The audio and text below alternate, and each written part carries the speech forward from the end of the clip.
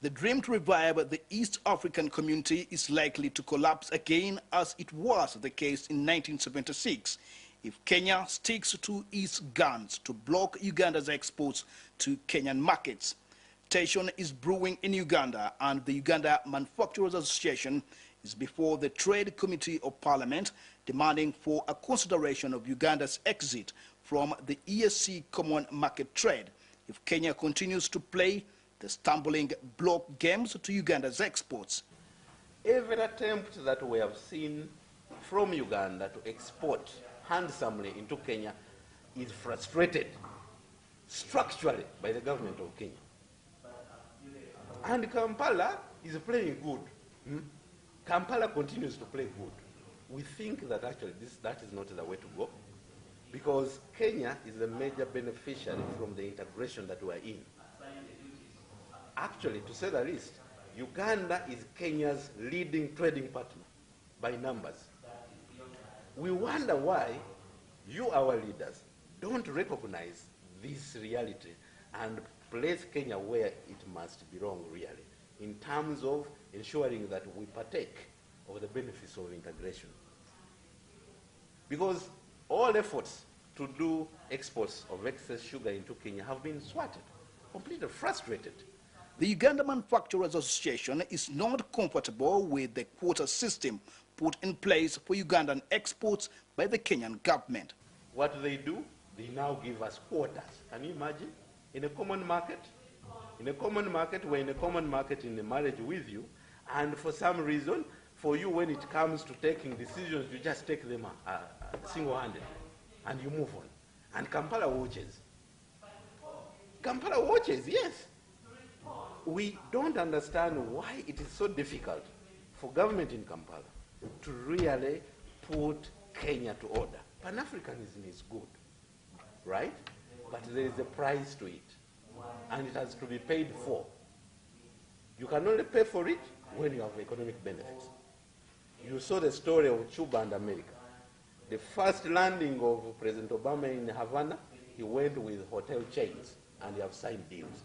That's how integration works. The Association of Manufacturers in Uganda has told the Trade Committee of Parliament that the time is now or never for Uganda's exit should the Kampala government fail to act on Kenya. The onus is on us as a country, but much more so on Parliament, to say that, is this the EAC we would want to have, where actually one partner state is taking an alliance share? And by the way, reflecting on the failure of the earlier community, that was the major cause, not Idi Amin. Not Idi Amin. The major cause for the collapse of the previous one was the domination of one partner state. We have already seen the numbers. The numbers do the talking, and we share them.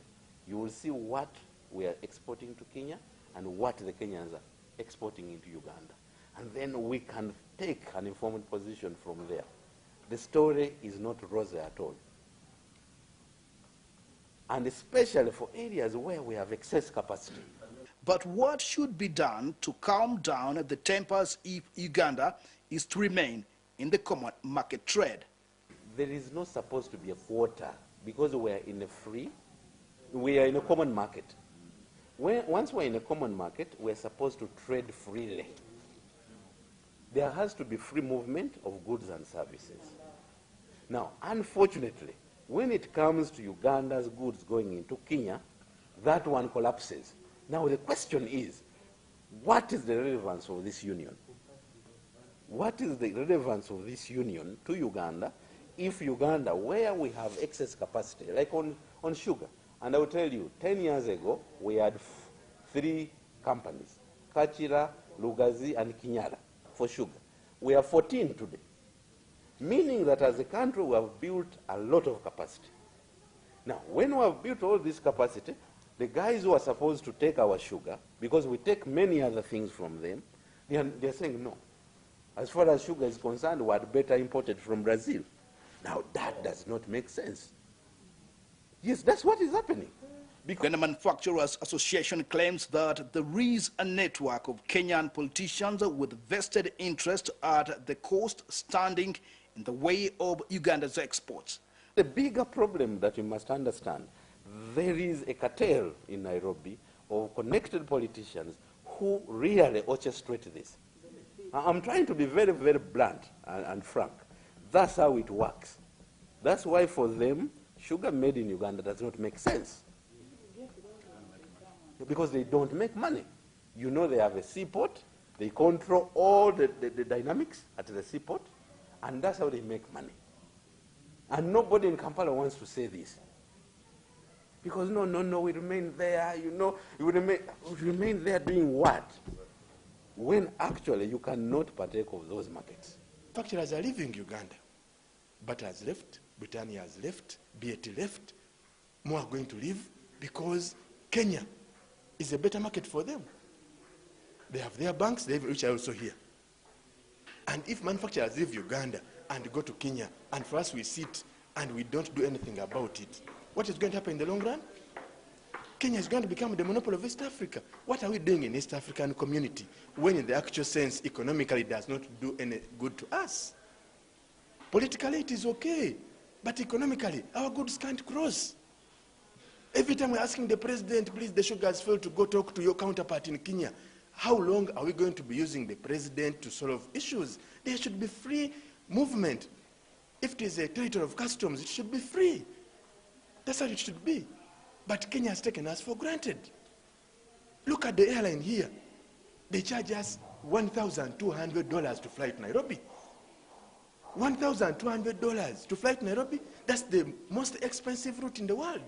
But when they did it to the people in other countries, their ministers were flying to that country to discuss. For us, when we talk about it, the minister on the floor of parliament says, give me 2 weeks, I'll come back with a statement. It is time to stop these statements. It is time to shun Kenyans also.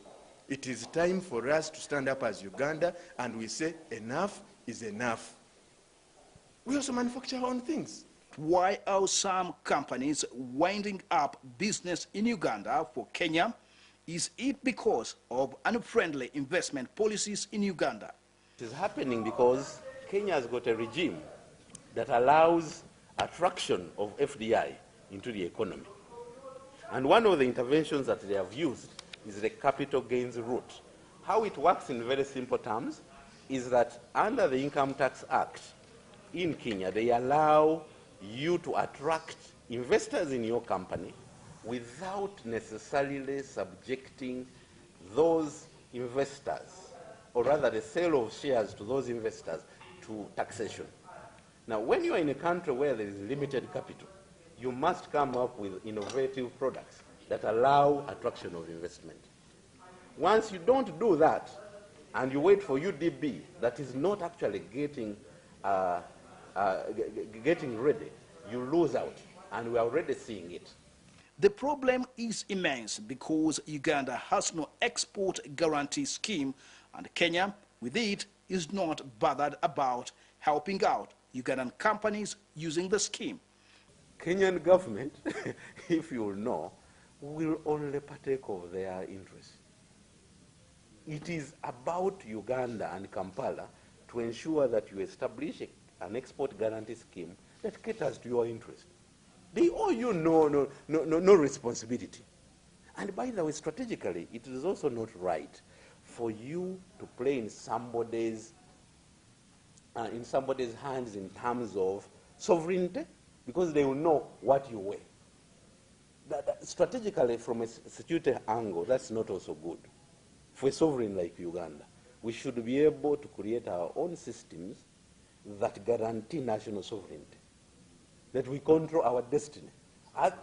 Yes, because otherwise, if they say that tomorrow they will not remit your money, what do you do? The commercial banks have become another cancer for this nation. And as a government, we don't have a commercial bank anymore. There has to be a bank. Any government has to have a bank. We cannot borrow from NSSF, that is people's money. It is people who have worked for it, and you cannot invest it anyhow you wish. You have to look for a bank that is friendly, and that means as a government, we have to liquidate UDB.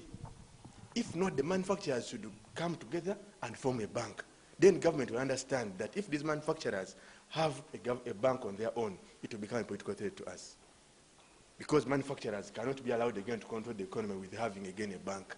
But if we put for them better modalities, then they'll be able. Mother Spasi, Pierre Vision, the Ugandan Parliament in the capital, Kampala.